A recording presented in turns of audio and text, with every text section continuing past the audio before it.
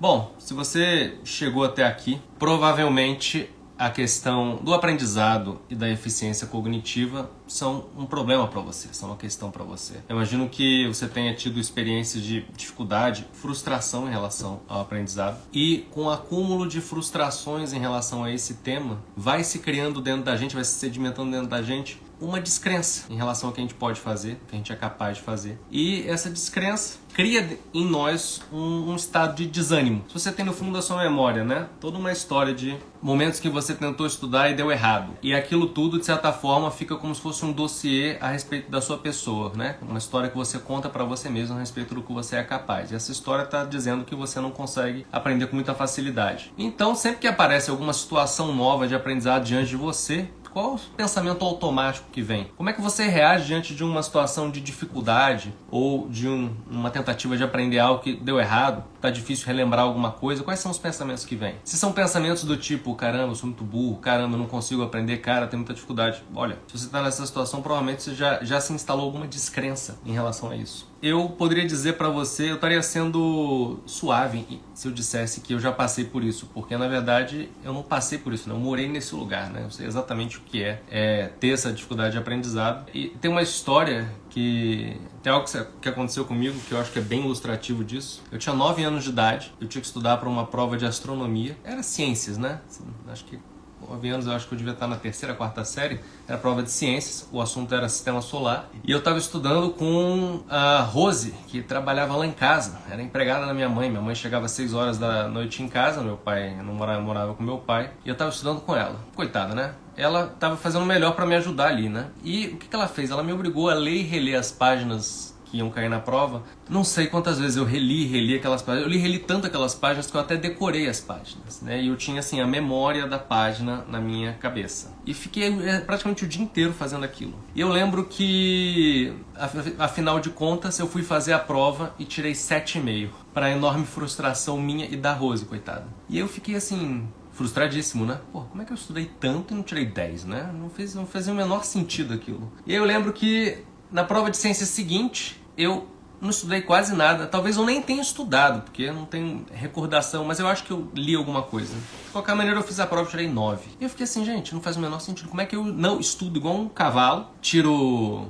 7,5 e depois não estudo quase nada, tiro 9. E não fazia o menor sentido pra mim. E veja, eu tive experiências desse tipo ao longo da minha vida diversas vezes. Tinha vezes em que eu estudava, né, gastava um tempo enorme, fazia um esforço enorme, achando que eu estava estudando, né? Na verdade, hoje eu sei que não eram ações eficientes, mas fazia um esforço enorme e, no fim das contas, o produto daquele esforço, daquele tempo era muito pequeno, o aprendizado gerado era muito pequeno. E em outras situações, assim, só de ler, só de pegar coisas superficialmente, eu entendia com uma clareza gigante e relembrava daquilo para sempre. Ficava gravado, relembrava sempre, ficava assim, gente, por quê, né? Por que em algumas vezes acontece assim tão fácil e outras vezes não? Então veja, toda essa questão do aprendizado bastante defeituosa ali. Assim, eu tinha uma deficiência de aprendizado muito grande e eu lembro de criança ficar pensando isso, gente, eu não sei como é que faz para aprender. O aprendizado meio que acontece assim por acidente, né? Às vezes acontece, às vezes não acontece, mas a coisa tá meio fora do meu controle, sabe? Eu cheguei na vida adulta com isso e veja,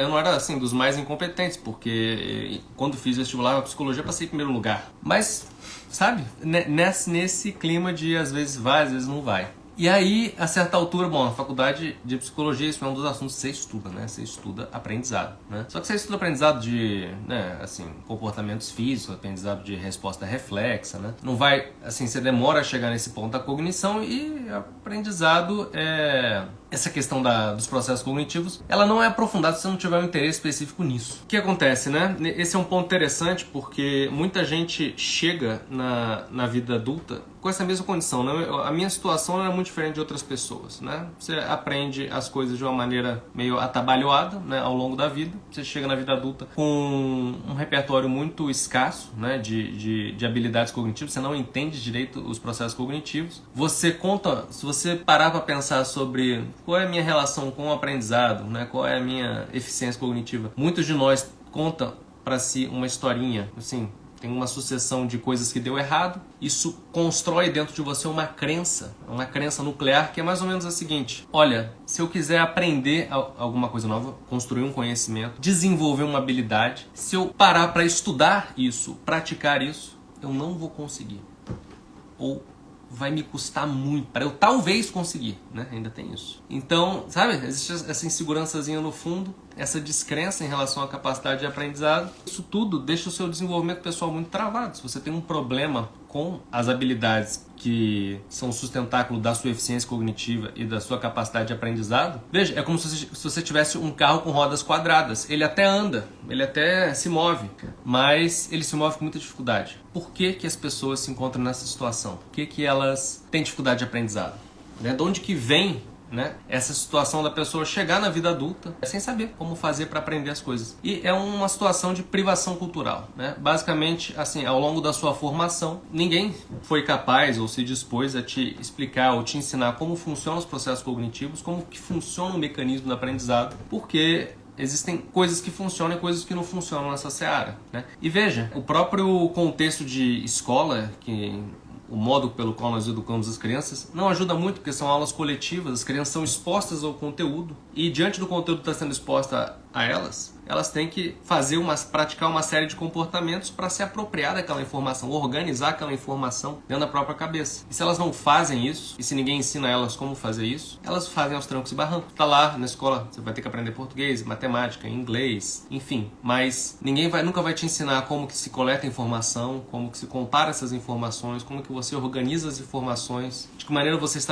procura discernir quais são as partes, as relações entre as partes. Isso a escola não faz. Como é que você monta os seus próprios esquemas para se orientar? E veja, o aprendizado, ele é um processo cognitivo que abrange percepção, operações mentais e comportamentos. Então é preciso um letramento cognitivo, é preciso um aculturamento sobre como que funciona esse negócio de cognição. Veja que você é um homo sapiens, você é um animal inteligente. Isso é uma capacidade latente na sua natureza, assim como os sentidos são uma capacidade latente na natureza humana. E também a capacidade motora é uma capacidade latente na natureza humana. Mas o que acontece se você pegar uma criança e você deixar ela trancada no quarto, só sentada jogando videogame, ou só sentada lendo, né? E ela não se mover muito, ela não explorar muito as suas possibilidades motoras, ninguém brincar com ela de lutinha, ela não correr, ela não vai desenvolver as habilidades de coordenação motora que ela precisa, né? Ela vai desenvolver algumas, vai ser uma coisa muito, muito disfuncional no fim das contas. Veja que a cognição acontece algo muito semelhante, né? Se você não cultivar essas habilidades, elas não florescem e se tornam, se você não cultivar essas capacidades, elas não florescem e se tornam habilidades. E veja, né? Quando cultivadas, elas florescem, né? Como um conjunto, um repertório de habilidades cognitivas que funcionam juntas de modo coeso, elas se integram e formam como se fosse um sistema. Esse conjunto de habilidades te apoia no ato de você discernir, se orientar, tomar decisões, agir. A inteligência é uma capacidade absolutamente central que impacta. Para aqueles que conhecem a teoria das 12 camadas, né, e tem essa referência, você tem ali a sua base, né, camada 1, camada 2, a sua base, de certa forma, natural, né? Mas camada 3, 4 e 5, que já são,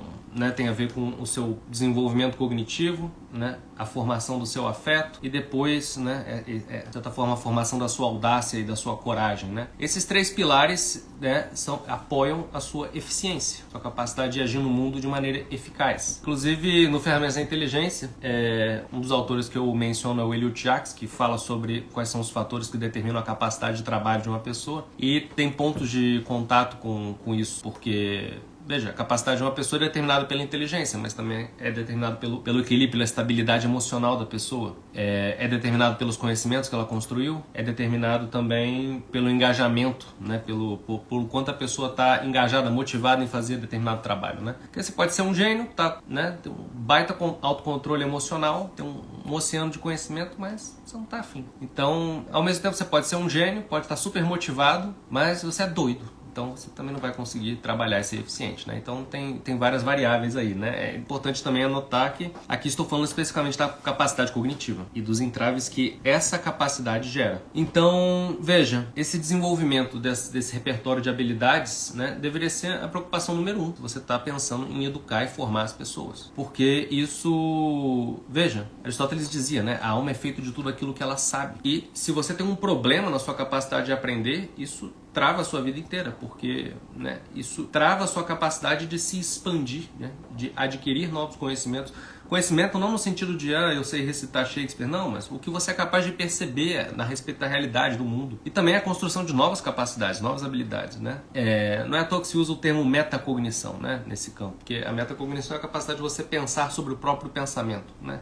É isso que eu estou chamando de cultura cognitiva ou letramento cognitivo. Então veja, né, para mim foi um ponto de virada quando eu descobri o trabalho do professor Ruven Forreston, porque eu ouvi relatos de que ele trabalhou com pessoas que tinham sérias deficiências cognitivas e que estavam assim desacreditadas, né? Não, esse jeito aí não tem jeito, isso aí. Pessoas estavam fadadas a serem marginalizadas, né? E ele conseguiu trabalhar essas pessoas e desenvolver esse repertório de habilidades cognitivas, e elas puderam se integrar na sociedade, casar, ter profissões, ter uma vida digna. E aquilo me deixou muito fascinado, né? Desde então eu comecei a estudar o trabalho do professor Forreston, e aí, a partir desse trabalho, comecei a estudar vários assuntos correlatos, né? Fui atrás de ler mais sobre Piaget, porque tinha aprendido sobre ele na faculdade, mas aprendi de uma maneira assim, uma doxografia, né? Assim, isso era o que Piaget pensava, mas, né, em nenhum momento aquilo estava sendo proposto como uma ciência muito séria, né? E também, assim, quando um autor é apresentado assim, muito de segunda mão, muitas vezes muita coisa distorcida, né? E o Forreston é um continuador do Piaget, com algumas modificações assim bastante fundamentais, que eu aprofundo no curso, inclusive. Inclusive, daqui a pouco eu vou falar da estrutura do curso, vocês vão ter condições de ver exatamente, né, como que esse repertório de habilidades cognitivas é construído. Mas quero contar um pouco como cheguei até lá, né? Porque, veja, quando eu ouvi falar do Forreston, a primeira coisa que eu pensei, eu falei, cara, isso aqui vai resolver o meu problema. Porque eu vou estudar, tem uma dificuldade, Porque, veja, apesar de todas as dificuldades que eu tive, eu gostava muito, né, desses assuntos, gostava de estudar, aprender, conhecer, né, mas assim, essa questão do aprendizado sempre atrapalhava, no fim das contas. Aí comecei a estudar o Forreston, mas confesso que não foi uma coisa tão simples, né? E já vou também dizer por quê. Comecei a trabalhar com aquilo, e uma questão que sempre pegou para mim é como que eu faço a ponte, né? Porque o Forreston falava da transcendência, né? Como você aplica essas habilidades cognitivas no aprendizado de outros contextos. Isso é uma coisa que nos cursos de formação que eu fiz, e olha que eu fiz curso de formação nos principais lugares que se oferece curso de formação, esse ponto não era passado com muita clareza. E eu fiquei assim, gente, mas como é que faz essa ponte, né? Como é que eu pego isso e ajudo o cara a aprender melhor português, aprender melhor geografia, aprender melhor matemática, sabe? E aí veja, comecei a trabalhar com isso, comecei a aplicar o programa, eu refiz o programa algumas vezes, e aí, a certa altura, né, aplicando aí, veio pandemia, né, fiz uma versão adaptada, né, criei a primeira versão do Ferramentas da Inteligência, e o que acontece? Trabalhando com os alunos nas aulas particulares, né, eu comecei a conseguir fazer essas pontes. Então, comecei a, por exemplo, estava ensinando ao aluno comparações e classificações, que são duas habilidades chaves. Daí comecei a fazer a ponte para ele aprender a dominar as categorias morfológicas, né? Aí análise e síntese. Aí você tinha que discernir as partes do todo, pensar os processos, as relações. Daí já conseguia fazer a ponte para ensiná-lo análise sintática. Eu comecei a ver, e também, né, praticando arte marcial, né, comecei a, deixa eu entender aqui qual é a estrutura anatômica, quais são as partes que eu tenho que coordenar, como que é o processo de movimentação. Aí eu falava, caramba, estou aplicando tais disciplinas, né, do programa cognitivo para aprender isso melhor. Então comecei a ver como que eu estava fazendo a ponte, comecei a conseguir comunicar isso com os alunos, e aí comecei a refazer o programa inteiro. Então, inicialmente, inclusive, o programa estava dividido assim, né, tinha dividido entre disciplinas que formam habilidades cognitivas, só que o final do programa desenvolve algumas competências da esfera da lógica, né, propriamente dita. E aí, então tinha essa divisão, né, cognição e lógica. Mas aí eu comecei a perceber que algumas disciplinas do programa davam as competências básicas para a pessoa aprender bem gramática. Aí os blocos do programa foram se configurando de um jeito diferente. E chegou na configuração que eu mostrei nos stories que eu compartilhei aí mais cedo. Eu dividi o programa em 5 blocos. O primeiro bloco é totalmente teórico, são aulas teóricas. Inclusive, para quem está entrando no curso, minha sugestão é, olha, ouça essas aulas sem muita preocupação em aprender, né?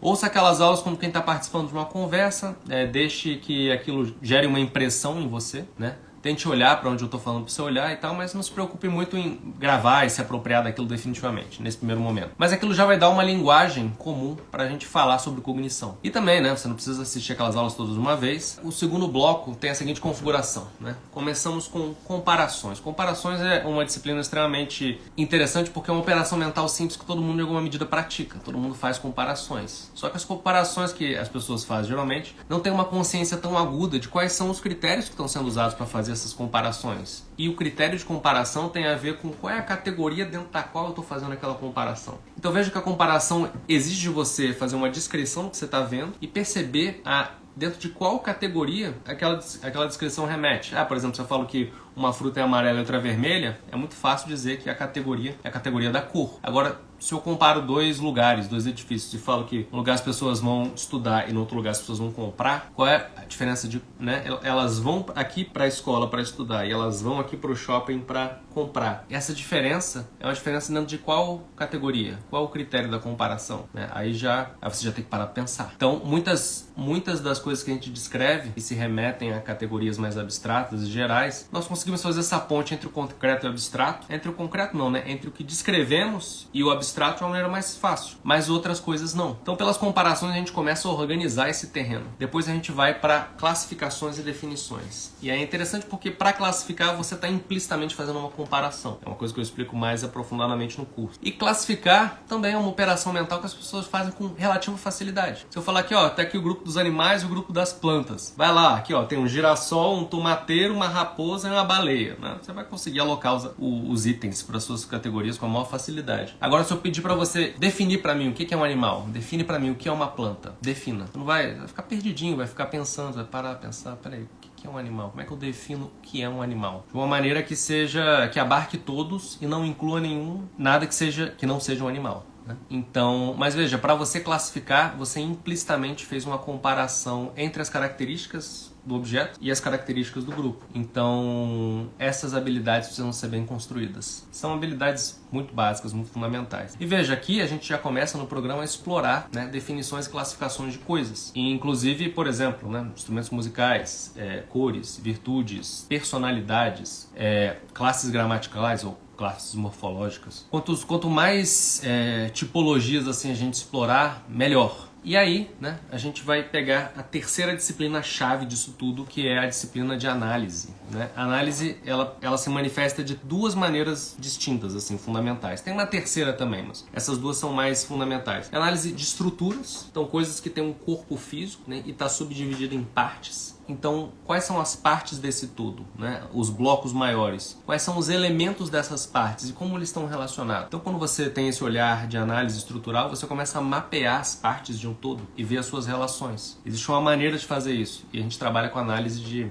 a gente trabalha com os mais diversos estímulos aqui, né? Desde formas geométricas até obras de arte dentro do programa. Depois a gente vai para a análise processual, que é o seguinte: um processo também é uma totalidade, mas é uma totalidade feita de etapas e não de partes. Então, existem várias coisas que são processos, né? Desde você levantar e beber água, existe uma sequência de etapas, até você fazer uma análise sintática. Isso também é um processo com várias etapas. E, bom, trabalhos, procedimentos, tudo que a gente faz geralmente são processos com etapas. Então, saber como mapear esses processos e ver quais são as etapas, porque os processos não são lineares, né? Esses processos, eles têm pontos em que você faz avaliações e você pode tomar caminhos diferentes, né? Quando o processo começa a ganhar esse tipo de complexidade, é quando as pessoas ficam mais assim, caramba, meio que, eu não tenho que fazer. Mas não, tem que fazer, dá pra você mapear. Isso significa que esse processo tem um formato algorítmico. Então, você tem que ter a linguagem para representar isso, que é a linguagem do algoritmo do fluxograma. Então você aprende a desenhar esse processo. E aí pronto, você tem duas habilidades analíticas fundamentais. Tem uma terceira que é a análise sistêmica, que é quando você mapeia as relações entre os eventos, né? Quando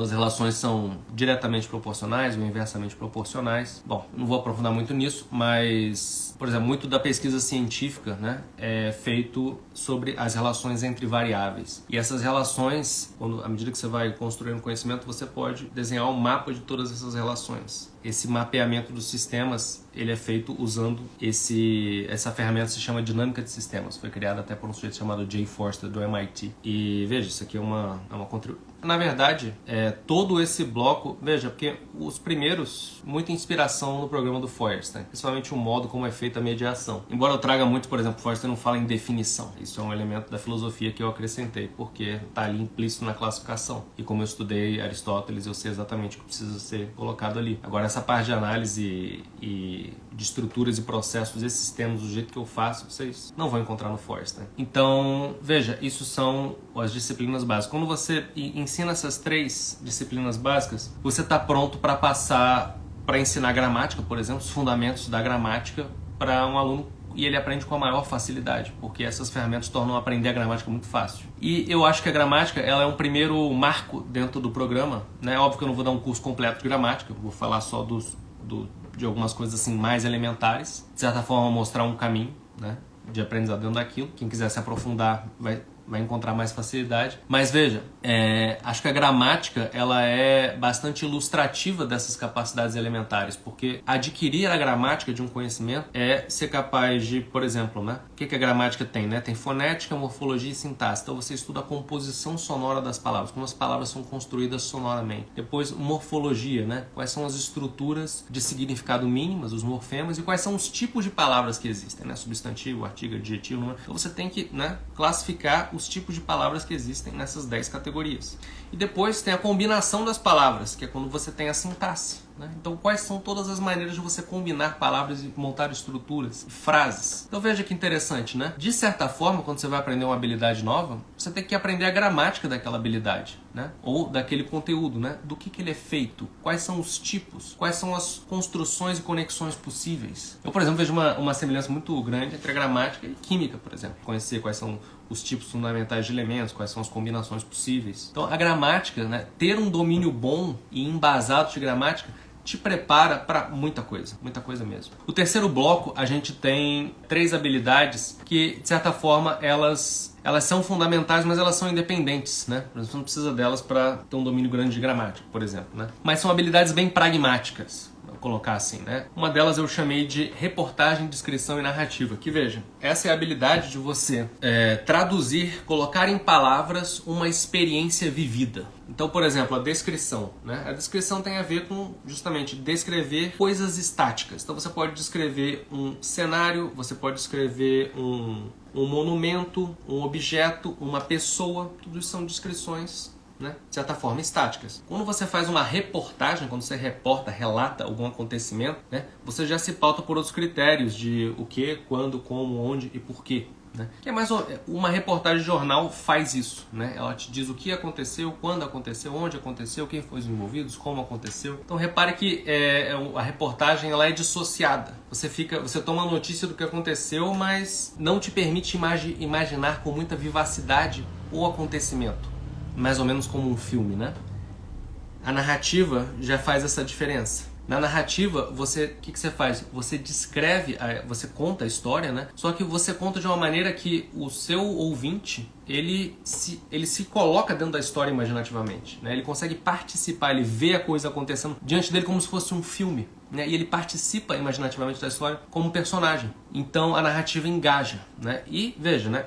A narrativa, né, é o ponto no programa a partir do qual a gente pode fazer a ponte para toda a literatura. Inclusive, veja, essa distinção entre reportagem e narrativa, ela tá no programa Progymnasmata, que é um programa de educação que se utilizava na Grécia Antiga, no período helênico, inclusive, que era um programa de treinamento da eloquência, da capacidade de falar, escrever. Então eles treinavam fábula e narratio, que eu não estou me lembrando o nome em grego agora, mas a fábula era um treinamento da capacidade narrativa, de você contar uma história e envolver o seu ouvinte para ele, né, participar daquela história como se estivesse vivendo aquela história. E a reportagem era um relato, uma descrição assim, desassociada, como de jornal. Então, veja, né? E esses são os exercícios iniciais do Progymnasmata, né? Justamente para desenvolver essa capacidade. Como é que você traduz a sua experiência, a sua vivência em palavras? Descrever, narrar, relatar. Então, são habilidades absolutamente fundamentais. O interessante dessa parte do programa, minha ideia aqui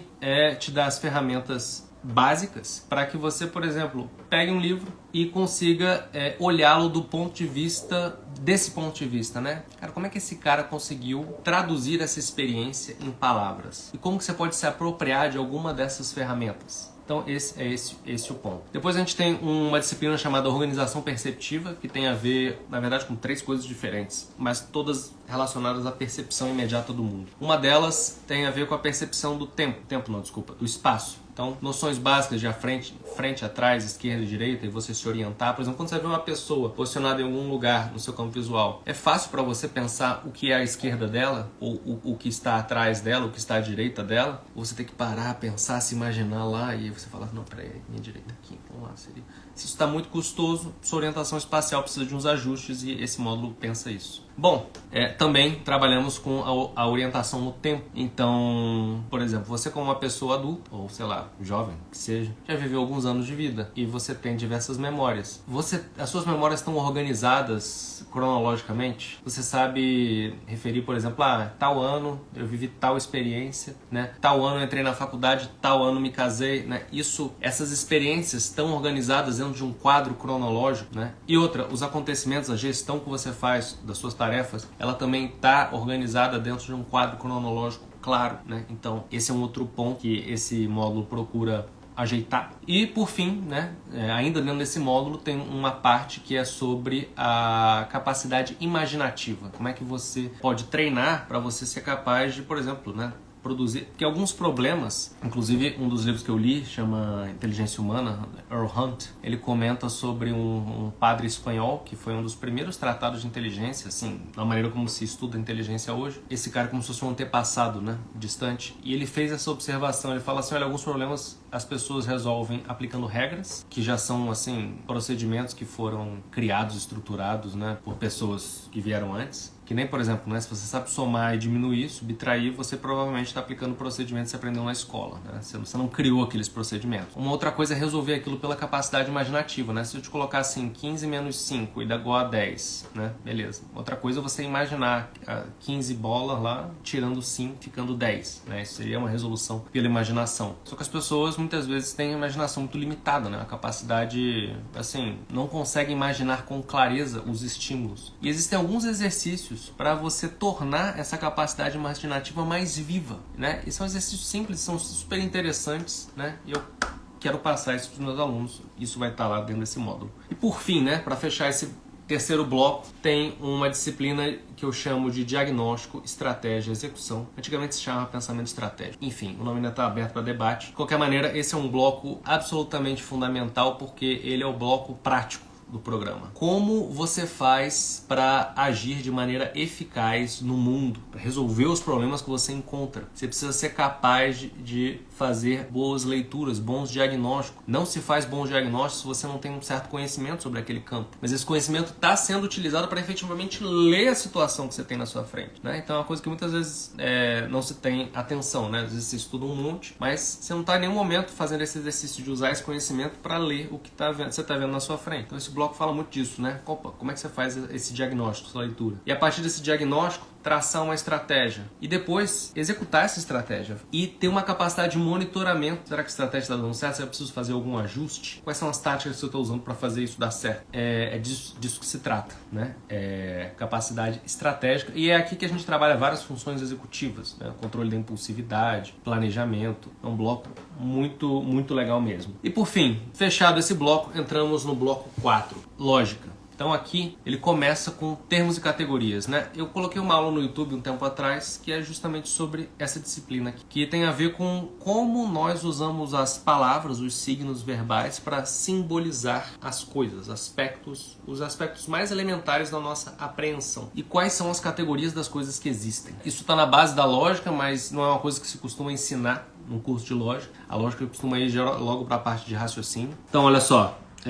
Veja, nesse segundo módulo sobre as proposições, a gente vai ver também quais são os modos de conhecimento que você pode ter a respeito das coisas, né? E aqui eu vou falar sobre uma coisa que é muito cara ao programa de desenvolvimento cognitivo, que é o seguinte: como que você avalia as suas evidências, né? Quais são os modos de conhecimento das coisas? Porque, por exemplo, muitas vezes nós conhecemos alguma coisa com certeza absoluta. Muitas vezes, e veja, você pode ter certeza absoluta sobre uma coisa que é um acontecimento factual, você pode ter conhecimento absoluto a respeito, uma certeza, né, sobre algo ser possível, né? Você pode ter certeza a respeito de algo acontecer sempre, né? Sempre necessariamente. Existe outro tipo de conhecimento que você não tem certeza absoluta a respeito daquilo, mas você tem muitos relatos indiretos a respeito daquilo e é altamente provável que aquilo seja verdade, mas você não tem uma evidência direta a respeito daquilo.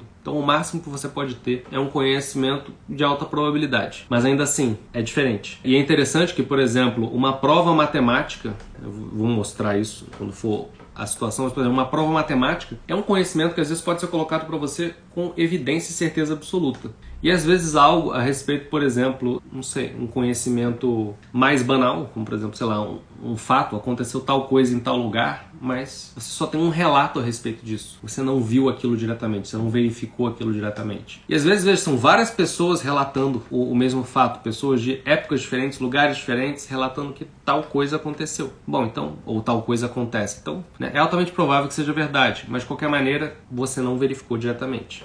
E tem coisas que nem isso. Tem coisas que você simplesmente você pode acreditar, mas você não verificou de maneira nenhuma. Ninguém verificou de maneira nenhuma. E, enfim, né, esse seria uma coisa mais hipotética, conjectural. Então essas distinções a respeito dos tipos de conhecimento, os graus de conhecimento, os modos de conhecimento, eles são todos apresentados ali na disciplina sobre proposições, porque isso aparece já nas proposições. Isso são qualidades da proposição. Então, do mesmo jeito que um termo não pode ser verdadeiro e falso, as proposições já podem ser verdadeiras ou falsas. E aí vem os raciocínios. Né? Então você raciocina com base nessas afirmações. E quais são as maneiras de raciocinar, né? Para descobrir novas coisas? Então, primeiro, né, raciocínio pode ser dedutivo e indutivo. Né? Você pode partir do que você já sabe para descobrir novas relações, descobrir informações novas que você não tinha, ou você pode, observando diversos acontecimentos, diversos fatos, descobrir um princípio, um padrão comum. Então você descobre a partir da observação um princípio universal, um princípio geral, que é o que está por detrás de todas as mudanças que você observa. Isso seria uma operação indutiva e as descobertas científicas, inclusive, são dessa ordem, quando você faz uma inferência indutiva. São mais difíceis de fazer. Mas, de qualquer maneira, você tem que se perceber claramente fazendo essas operações. E aqui tem um exercício que é extremamente incrível para você perceber isso de maneira bem simples e direta. Inclusive, a gente utiliza um exercício com números, né, para fazer a mediação dessa habilidade e depois a gente aplica em outros campos. Você vê a mesma coisa acontecendo. E depois vem os raciocínios categórico e raciocínio hipotético inferencial. São duas formas de raciocinar. E é aqui nesse ponto que eu vou introduzir alguns elementos de lógica simbólica e vou mostrar como você pode pegar um texto ou um discurso de uma pessoa, identificar qual é a estrutura lógica desse texto, desse raciocínio e pela estrutura lógica você consegue ver qual é o extrato cognitivo daquele texto, dentro daquele parâmetro, né, dos 8 estratos cognitivos do Eliot-Jacques. Enfim, no fechamento desse bloco, eu vou falar como que você usa essas habilidades para estudar. Porque estudar, lembra que eu falei a respeito da gramática? Né? Você ter o domínio da gramática, de certa forma, te dá um modelo, um parâmetro de como que você se apropria de um conhecimento muito semelhante. Né? Como é que você aplica essas habilidades cognitivas todas em conjunto para se apropriar de um conhecimento de um livro, ou às vezes alguma habilidade que você quer desenvolver? Eu lembro que em 2016 fui fazer um curso de tiro em Brasília. E aí eu lembro que, né, eu tava aprendendo, né? Então tava assim, sem pressa, querendo me familiarizar com a arma. E eu tava demorando para dar os primeiros disparos, porque tem muitas coisas pra você prestar atenção. E aí eu lembro que um dos alunos falou, pô, você tem muita dificuldade, né? Você demora, né? E aí no final, né, assim, tirando um instrutor, eu fui o que teve a melhor pontaria lá para fazer os disparos. E porque eu não me preocupei, né, de mostrar um bom desempenho para aquelas pessoas que estavam ali aprendendo comigo, né? Eu estava, tipo, experimentando várias coisas ali, né? Então, quando você tem esse tipo de cultura, esse tipo de discernimento a respeito dos processos de aprendizado e cognição, né? Suas prioridades mudam, entende? Você sabe que tem um jeito de fazer, de experimentar, de explorar que vai conduzir a um ganho de competência e você não vai perder seu tempo fazendo coisas que não vão dar ganho de competência. Então aqui, veja, quando você vai estudar alguma coisa, você tem que mapear as partes, pensar as relações, fazer a diagramação lógica daquele campo. Então todas as ferramentas para isso você já adquiriu. Então aqui eu mostro exatamente como se faz isso. E então os blocos 5 e 6 são os blocos da retórica e da dialética, né? A retórica, né, ela difere da lógica porque você não está demonstrando, não está explicando nada, né? Você não quer demonstrar algo que você sabe, né, e expor aquilo para a pessoa, você quer convencê-la de algo. Então na retórica entram elementos novos de apelo emocional e, né, construir uma impressão, se apoiar no que a pessoa já acredita. Existe um jeito diferente de falar que é importante você estar ciente e se orientar a respeito. É claro que eu não vou dar um curso exaustivo de retórica aqui no 5º módulo, mas eu vou te dar os elementos básicos, né? E o bloco 6, veja, a dialética difere da retórica justamente porque você não está querendo convencer ninguém. Você está querendo explorar e descobrir o que é verdadeiro e o que é falso. Então, como que você sai desse campo, né, do convencimento, da persuasão, do embate, né, porque os debates às vezes são muito... Se o debate for da ordem do como vencer sem precisar ter razão, você está na esfera da retórica, por mais que haja um debate. A dialética é quando você não está mais interessado em vencer, você está interessado em descobrir o que é verdade. Então, como que você faz, né? Aristóteles fala nos tópicos que o dialético ele tem a capacidade de, sem saber nada a respeito de um assunto, conversar de maneira construtiva e aprender com quem já sabe. Então, de certa forma, a dialética vai ser um coroamento de tudo o que foi visto antes. Obviamente, também não vou ter condições de dar um curso exaustivo de dialética, né, mas os elementos básicos vão ser passados. Bom, mas em suma é isso, né? Então veja que é um conjunto de habilidades, né, que são construídas e desenvolvidas e elas se integram e elas permitem que você tenha um desempenho de alto nível. E é isso que eu estou oferecendo para vocês, ferramentas da inteligência.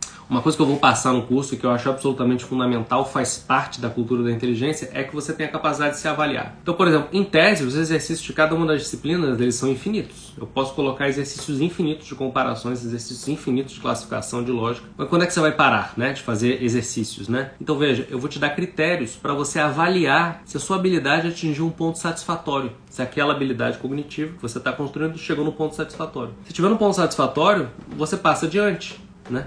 E se você quiser avaliar, né, se você estiver fazendo as revisões, eu vou ensinar como fazer as revisões a certa altura. Mas quando você for fazer a revisão, você sabe exatamente quais são os critérios para avaliar se aquela habilidade está em dia. Isso também é algo que veio da experiência, né? Trabalhando com os alunos, eu ia vendo que eu ia fazendo essas revisões, né? Ia checando se as habilidades estavam lá e via que os alunos estavam muito passivos nesse processo, né? Sendo checados e não estavam ativos, né? Eles não estavam preocupados em checar o desenvolvimento da própria capacidade, né? Então isso é algo que, percebendo o problema, né, eu percebi, não, ele precisa adquirir essa cultura de se avaliar, se verificar. E isso que eu vou passar para vocês também, ok? Então, é isso, né? O programa é esse. Espero que você entre, espero que você tome essa decisão. Vai ser muito bom para você. E eu vejo vocês lá dentro. Um grande beijo para quem é de beijo, um grande abraço para quem é de abraço. E até logo. Como é que desliga isso aqui?